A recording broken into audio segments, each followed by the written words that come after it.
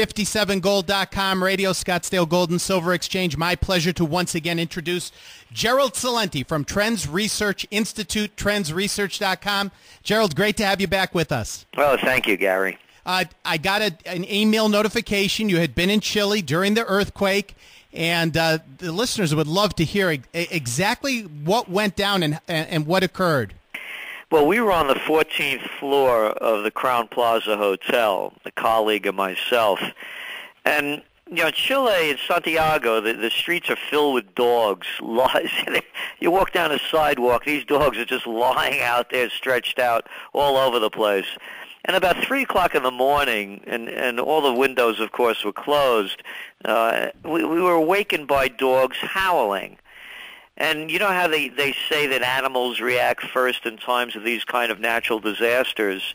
Well, that served to be a wake-up call. I was wondering, why are these dogs howling so madly when they seem so docile during the day? And several minutes later, there was a tremor, and I had known that Chile is a heavy earthquake zone.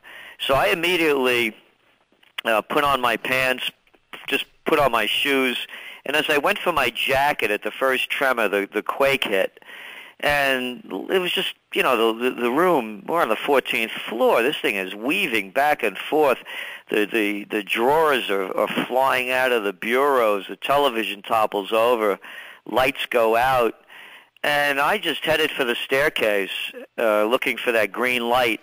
And I'm a close combat practitioner, so, you know, I'm always trying to be on the alert everywhere I go and the things that I do to be conscious in the moment. And I knew precisely where the staircase was, even though there was a light, a green light showing where it was, the emergency light. And when I got into the staircase, remember, I'm on the 14th floor. I only heard one sound coming from above me. And as it turned out, it was a housekeeper, and she was praying all the way out loud, all the way down in Spanish. The point is, I got to the bottom floor. I was the first guy down 14 flights of stairs. I was in survival mode. And we had just done a story in the Trends Journal, the top trends of 2010, that went to our subscribers in early January about neo-survivalism.